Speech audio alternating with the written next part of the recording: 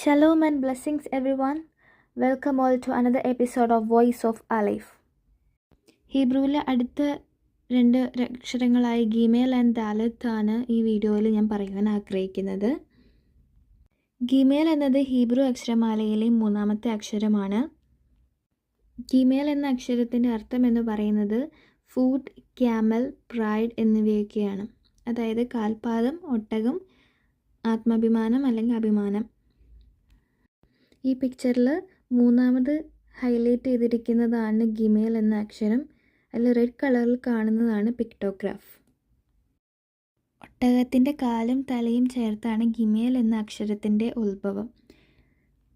ഈ ചിത്രത്തിൽ കാണാൻ പോകുന്നത് ഗിമേൽ എന്ന അക്ഷരം പുരാതന കാലം മുതൽ ഇന്ന് ഉപയോഗിക്കുന്ന ആധുനിക രൂപത്തിലേക്ക് വന്ന രൂപമാറ്റങ്ങളാണ്. മുമ്പ് പറഞ്ഞതുപോലെ പഴയ രൂപം അതായത് ഒരു കാലിൻ്റെ അല്ലെങ്കിൽ ഒട്ടകത്തിൻ്റെ കാൽ പോലെയാണ്. പിന്നീട് മിഡിൽ ഹീബ്രു, ലേറ്റ് ഹീബ്രു തുടങ്ങിയ കാലഘട്ടങ്ങളിലൂടെ മാറി മാറി ഇപ്പോൾ കാണുന്ന മോഡേൺ ഹീബ്രു രൂപത്തിലേക്കായി മാറി.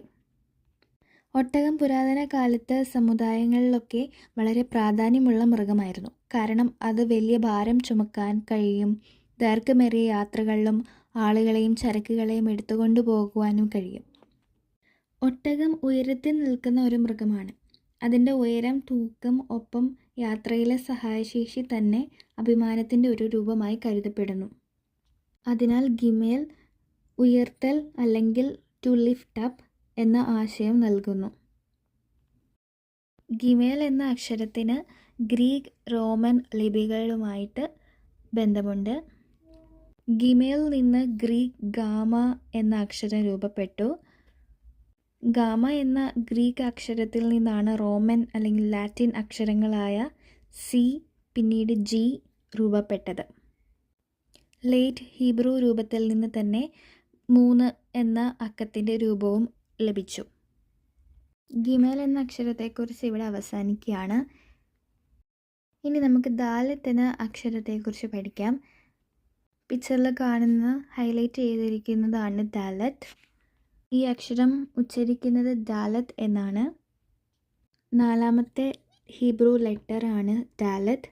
ദാലത്ത് എന്നാൽ ഡോർ, മൂവ്, എൻട്രൻസ് എന്നിവയാണ് അർത്ഥം. ദാലത്ത് എന്നതിൻ്റെ പിക്ടോഗ്രാഫ് അല്ലെങ്കിൽ ചിത്രരൂപം വാതിൽ, ഡോർ എന്നാണ്. ദാലത്ത് എന്ന ഹീബ്രു വാക്കിന് പ്രവേശനം, നീങ്ങൽ, കവാടം എന്നിങ്ങനെ വിവിധ അർത്ഥങ്ങളുണ്ടെന്ന് നമ്മൾ പറഞ്ഞു. ഈ ചിത്രം ഹീബ്രു അക്ഷരം ദാലത്തിൻ്റെ പൈതൃകവും അതിൽ നിന്ന് ഗ്രീക്ക്, റോമൻ അക്ഷരങ്ങളും കൂടാതെ 4 എന്ന അക്കത്തിൻ്റെ രൂപത്തിൻ്റെയും ഉത്ഭവം വ്യക്തമാക്കുന്നു. ഏർലി ഹീബ്രുവിൽ അതായത് ആദ്യം ദാലത്ത് ഒരു വാതിലിൻ്റെ ചിത്രരൂപമായിരുന്നു. ഇതൊരു തുറന്ന കവാടം പോലെയാണ് കാണപ്പെടുന്നത്. പിന്നീട് മിഡിൽ ഹീബ്രു ദാലത്തിന് ത്രികോണ ആകൃതി കിട്ടി. ലേറ്റ് ഹീബ്രു ഇന്നത്തെ 4 എന്ന അക്കത്തിൻ്റെ രൂപത്തിലേക്കായിട്ട് മാറി. മോഡേൺ ഹീബ്രു ഇന്നത്തെ ആധുനിക ഹീബ്രു അക്ഷരമായ പ്രിൻ്റഡ് ഫോമിൽ കാണുന്ന ദാലത്ത് എന്ന രൂപത്തിലേക്ക് എത്തി. ദാലത്തിൽ നിന്ന് ഗ്രീക്ക്, റോമൻ രൂപങ്ങൾ ഉണ്ടായി. അതായത് ദാലത്തിൽ നിന്ന് ഗ്രീക്ക് ഭാഷയിൽ നിന്നുള്ള ഡെൽറ്റ രൂപപ്പെട്ടു. പിന്നീട് റോമൻ, ഗ്രീക്ക് ഡെൽറ്റയിൽ നിന്ന് ഡി എന്ന ലാറ്റിൻ, ഇംഗ്ലീഷ് അക്ഷരവും രൂപപ്പെട്ടു. അപ്പോൾ ദാലത്ത് എന്ന ഹീബ്രു അക്ഷരം ഇന്ന് നമ്മൾ ഉപയോഗിക്കുന്ന ഡി എന്ന ഇംഗ്ലീഷ് ആൽഫബറ്റും 4 എന്ന അക്കത്തിൻ്റെയും ഉത്ഭവത്തിൻ്റെ അടിസ്ഥാനമാണ്. ദാലത്ത് എന്നാൽ ഡോർ, മൂവ്, എൻട്രൻസ് എന്നൊക്കെ നമ്മൾ അർത്ഥങ്ങൾ കണ്ടു. ദാലത്ത് എന്നാൽ ഡോർ. ഇതിനെക്കുറിച്ച് കർത്താവ് പുതിയ നിയമത്തിൽ എഴുതി വച്ചിട്ടുണ്ട്.